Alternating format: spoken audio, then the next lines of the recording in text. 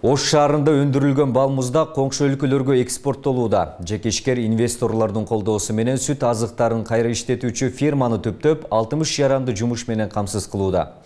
Ишканада чыгарылган өндүрүш өлкөдөгү 4 облус, 2 шаарга жана чет өлкөгө ташылат. Ишкерлер атамекендик өндүрүштү чет өлкөгө таанытып, экономиканын өнүгүүсүнө салымын кошуп келүүдө. Бүгүн ишкерлер күнүнө карата жыйын өтүп, мыкты ишкерлерге сыйлыктар тапшырылды. Кененирээк кабарчыбыз баяндайт. Бул сүт азыктарын кайра иштетүүчү Сапремо ишканасы. Бул жерде сапаттуу таза сүттөн жасалган балмуздактар даярдалат. Ишкананы Бомир Маннаров 2 жыл мурун ачкан. Жекешкер финансы жагынан кыйынчылык болгондо чет өлкөдөн инвесторлорду тарткан. Кыргызстанда сүт азыктары экологиялык жактан таза болгондуктан балмуздак сапаттуу жасалат. Бул себептен инвесторлорду тартууда кыйынчылык болгон эмес. Мороженое чыгарайлык деген бир максат бар эди. Бирок чыгарыш немеси финанс жагынан кыйналып жүргөнмүн.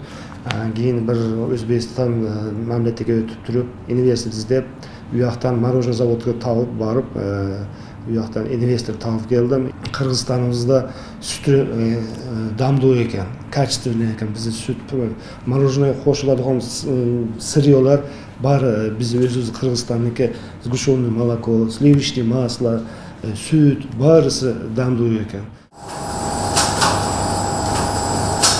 Заводдун ичиндеги жабдуулар, муздаткычтар чет өлкөдөн алынып келген. Жалпы техникалык жабдуулар 1,5 миллион долларга Россиядан алынган. Быйылкы жылы дагы 100 муздаткыч келди.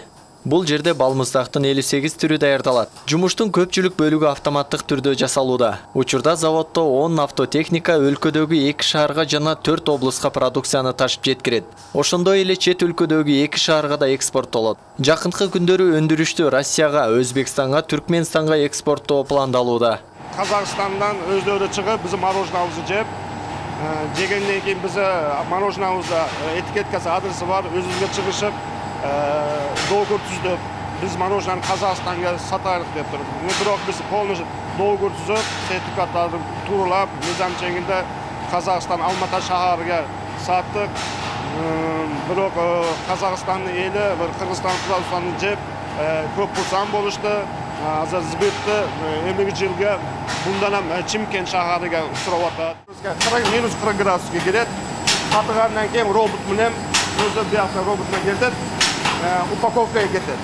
Биякта основной биякта ручной работа жок. Бомир мырзанын атамекендик продукцияны чет өлкөгө экспорттоп Кыргызстанды таанытуу негизги максаттарынын бири. Жеке ишкер үчүн акча алдыңкы орунда болбош керек дейт. Ийгиликке жетүү үчүн бардык нерсени сынап көрүү керек. Эң негизгиси сапаттуу өндүрүштү чыгаруу чоң кирешени алып келерин жеке ишкер белгилейт. Ишкерликте бул нерсе продукцияны чыгарыш бир нерсе бул мен башымдан өттү, асан эмес, бетти бул бир нерсени бир продукцияны чыгарыш үчүн бар риск деген жери бар.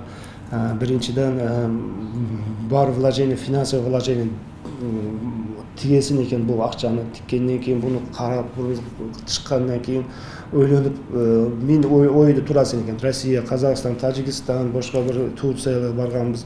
Көрүп туруп мен ушу өзүмдүн максатым бар эди. Биз Кыргызстанда ham ушу продукциябыз чыгарсак чек өлкөлөргө. Бүгүн ишкерлердин күнүнө карата шаар мэри Алмаз Мамбетов Ош шаарындагы жеке ишкерлер менен жолукту. Жыйында учурдагы ишкерлердин көйгөйлөрү суроо жооп иретинде талкууланды. Ишкерлердин жумушун жеңилдетүүдө салык, инвесторлорду тартуу менен бизнес долбоорлорду иштеп чыгуу маселелери да көтөрүлдү. Ишкердик чөйрөнү жакшыртуу жана инвестиция тартуу аркылуу чакан орто бизнеске жардам көрсөтүү зарыл экендиги да белгиленди. Иш чаранын жүрүшүндө мыкты ишкерлерге сыйлыктар тапшырылды. Салык кызматы менен да сүйлөшөбүз. Ушу бюджеттик толтурууда ушу кандай бир бизнеске бизнести кыспай, наоборот бизнес менен тең сүйлөшөлү деп, истерди долгалы деп, кайсы жагынан тең жагынан нерсе бул. Жеке ишкерлер жаңы жумуш орундарын түзүүдө жана өлкө экономикасын өнүктүрүүдө негизги ролду ойнойт. Ишкердик чөйрөнү жакшыртууда ири инвестиция тартуу зарыл. Чакан ишканалар каржылык колдоо муктаждыгынан улам өндүрүш көлөмүн көтөрө албай жатышат. Исак Туратбеков, Самат Сайдамат уулу, Ош ТВ.